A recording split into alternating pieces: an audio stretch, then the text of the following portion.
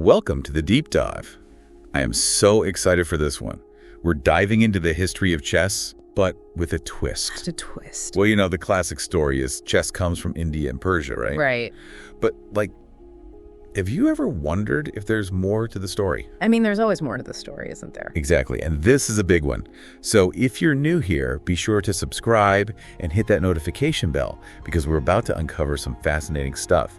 We're going way back, way before India, to explore the surprisingly ancient African roots of strategy games. You're talking about games that existed even before chess emerged in India. Oh yeah, games that required serious brain power, strategic thinking, all that.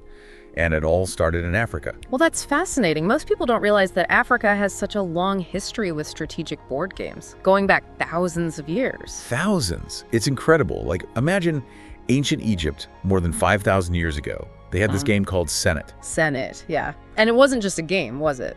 Definitely not just a game. Historians, like H.J.R. Murray, they say it was, deeply spiritual. It was about the soul's journey through the afterlife. So every move had this deeper meaning. It wasn't just about winning or losing. Exactly. And the strategy involved, it tells us that ancient Egyptians were seriously smart. Yeah. They were thinking deeply, planning their moves, just like chess players today. Right. It challenges our assumptions about, what ancient cultures were capable of. They were sophisticated thinkers, engaging in these complex games. And Senet wasn't the only one. Later on, around the 10th century, there was Albuquerque in North Africa. You know what that became? Let me guess. Checkers? Bingo. Checkers. And if you look at the rules and strategies of Albuquerque, it's whoa, there are definitely some early chess vibes going on. It suggests that Africa wasn't just, adopting games from other places. They were actively developing their own unique games that would later influence others. It's like a chain reaction of game development. Absolutely. Okay, but here's something that's always blown my mind. You know those Egyptian tomb paintings? Oh, yeah, the ones with people playing board games. Yes. Some of them have grids and pieces that look like they have different rankings. Kind of like chess pieces? Exactly. So could this be evidence that even those games were influencing the development of strategic games? There's a good chance. Think about the game Mehen, played on a circular board. It involved all sorts of tactical moves, outsmarting your opponent. Oh, so the shape of the board was different, but the thinking was similar. Right.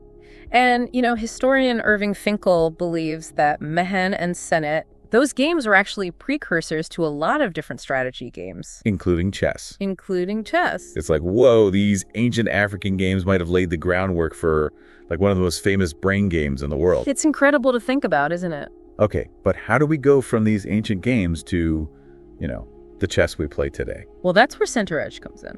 Yeah, it's a chess variant that's been played in Ethiopia since, at least the 6th century CE. Hold on, a chess variant in Ethiopia in the 6th century? I know, right? But, how did that even happen? It's all about cultural exchange. Senterej is thought to have come to Ethiopia through interactions with the Byzantine and Islamic worlds. Oh, so it traveled along trade routes and stuff? Exactly. And it's a perfect example of what we call transculturation, Transculturation? Yeah, a game starts in one place and then it's adopted by another culture. And they don't just copy it, they make it their own. Oh, I see. They add their own flavor to it. Exactly. So with Senterej, it still has some Persian influences, but it also has all these unique Ethiopian elements. What kind of elements? Well, for starters, the pieces look totally different. They're not those stylized figures you see in a lot of chess sets. They're cylindrical. Cylindrical, wow. Yeah, and they're made from materials like ebony or ivory. They're very distinctive. So they took this game from another culture and really made it Ethiopian. They did. And you know what? That's not all. Senterej wasn't just a game for the elite. It wasn't? Nope. It became part of Ethiopian culture. They wove it into their stories, even their religious narratives.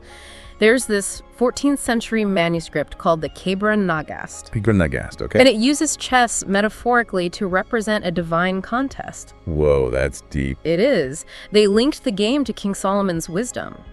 So you can see how Senterej became more than just a game. It became a symbol of Ethiopian culture and identity. This is also fascinating. Who knew that chess had these deep connections to Africa? It's not just a European or Asian story. Right, and we're just getting started. There's so much more to explore. But before we dive into that, let's take a quick break.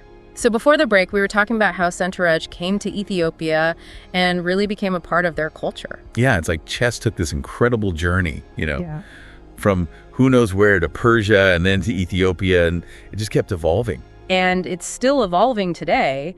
But the whole idea that chess might have multiple origins, not just one single starting point, it's really intriguing. Yeah, like maybe it wasn't just invented in one place and then spread out. Maybe it was more like different cultures were developing similar games at the same time, and then they all kind of like merged together. Exactly. And that brings us to some of the different perspectives on Africa's influence on chess. There's this scholar, Cheikh Anta Diop, and he has some really interesting ideas. Okay, what does he say? Well, he thinks that Africa's role in shaping chess might be even bigger than we realize. He points to the hierarchical structure of the game, the king, the queen, the different ranks of pieces. Right, like there's a clear power structure on the chessboard. Exactly. And Diop draws a parallel between that structure and the military organization of powerful African empires like Mali and Songhai. Oh, so he's saying that the way those empires structured their armies with different ranks and levels of authority might have actually influenced how chess itself is structured. That's his argument. He sees a connection between the way power was organized in those societies and the way power is represented on the chessboard. That's so cool. Like, it makes you realize how much our games can reflect our social structures. Absolutely. And it challenges the idea that, influence always flows from advanced civilizations to others. Diop saying, hey, maybe Africa was influencing the development of chess all along. I love that. It's like flipping the script on history. But I'm guessing not everyone agrees with this theory. Well, like any historical theory, there are different interpretations. Marilyn Yalom, for instance, she's a scholar who acknowledges that Diop's theory is intriguing, but she's also cautious. She says we need more evidence to make a definitive connection between pre-Islamic African games and the formal rules of chess as we know it today. Right, like it's one thing to have a theory, but we need the evidence to back it up. That's the scientific approach, isn't it? We can't just jump to conclusions. We have to look at all the available data. But even with those differing opinions, it's clear that there's still so much to learn about the origins of chess and the role that different cultures played in its development. I agree. It's like we're piecing together a giant puzzle and we're still missing some of the pieces. But even with the pieces we do have, it's already changing the way I think about chess. It's not just this like abstract game anymore. It's got this whole rich history behind it, this connection to different cultures and ways of thinking. And that's what makes it so fascinating. It's not just about moving pieces on a board. It's about understanding the human mind, the way we strategize, the way we compete, the way we create. And chess, with its long and complex history, gives us this incredible window into all of that. It's like a time machine that lets us travel back and connect with the minds of people who lived centuries ago. I love that. And, we've been talking a lot about the strategy and the intellectual side of chess, but I'm also curious about the visual aspect. Like, the pieces themselves are so iconic. Oh, absolutely. The pieces are like little works of art, and they tell us so much about different cultures. Remember we were talking about the Senterej pieces from Ethiopia, those cylindrical shapes made from ebony and ivory. Yeah, they were so unique, so different from the pieces we're used to seeing. Exactly. They reflect the artistry of Ethiopian culture, their aesthetic sensibilities. They tell us that Senterej wasn't just a game of strategy, it was also a form of artistic expression. It makes you wonder about the pieces from those even earlier games like Senet and Mehen. What did they look like? Do we have any idea? Unfortunately, most of the physical pieces from those ancient games haven't survived, but we do have some clues. There are these beautifully decorated game boards that have been found, and we also have those depictions in tomb paintings that show us how the games were played. It's a shame we don't have the actual pieces, but it's still cool to imagine what they might have looked like and how they were used. It's like even though those ancient Egyptians are long gone, we can still connect with them through this shared love of games. It's amazing how games can transcend time and culture, isn't it? And even though we don't have the full rule books for all those ancient games, we can still learn a lot about them from archaeological discoveries and historical accounts. Like, what do we know about how they played Senet, for example? Well, we know that it involved both chance and strategy. Players moved their pieces based on dice rolls, but they also had to make tactical decisions to block their opponents and try to reach the end of the board first. And remember, the ancient Egyptians believed that Senet had spiritual significance, so it wasn't just about winning or losing, it was about navigating this symbolic journey through the afterlife. Wow, so it was like a game within a game. You're trying to win, but you're also trying to make the right moves to ensure a safe passage for your soul in the afterlife. Exactly. And that brings us to another really important point.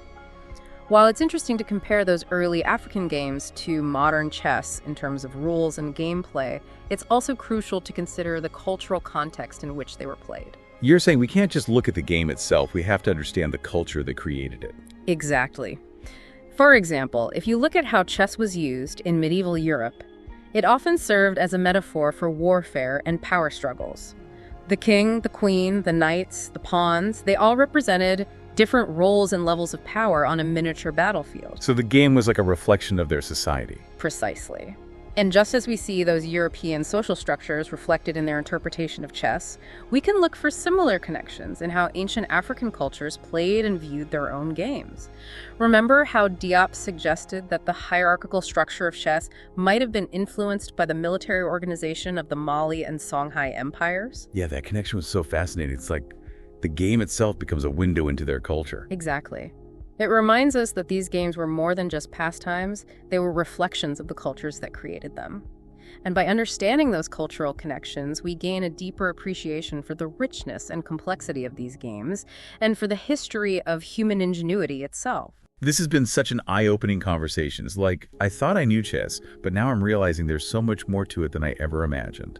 It's incredible, isn't it? And we've really only scratched the surface. There's still so much more to explore when it comes to the global history of chess. But before we go any further, let's take a moment to recap what we've learned so far. That's a great idea. Yeah, let's do that. It's easy to get lost in all these fascinating details. So what are some of the key takeaways? So we've covered a lot of ground here. From ancient Egypt to Ethiopia, it's clear that Africa has played a huge role in the history of chess. Who would have thought? It's really remarkable, isn't it? And it makes you think, what other stories are out there just waiting to be discovered? What other assumptions do we need to challenge? It's like our whole understanding of history can change when we start looking at things from different perspectives. Absolutely. And this goes way beyond just chess. This applies to all aspects of culture, art, science, everything. Okay, but I have a question. We've talked about how important all this is historically, but what about today? Why should we care about Africa's influence on chess in the 21st century? That's a great question. For me, it's about recognizing the contributions of all cultures to something we love, you know? We tend to think of chess as this, purely intellectual game, but when we see its diverse origins, it becomes so much more. It's like we're adding depth to it. Yeah. It's not just about strategy anymore. It's about art. It's about history. It's about cultural identity. And that can actually change the way we play the game. You mean like it can inspire us to try new things, be more creative? Totally. And it can also help us connect with people from different cultures. Like, imagine playing a game of Senterej with someone from Ethiopia, you know? You're not just playing a game, you're sharing a piece of their history and culture. That's so cool. It's like chess becomes a bridge between different worlds. Exactly.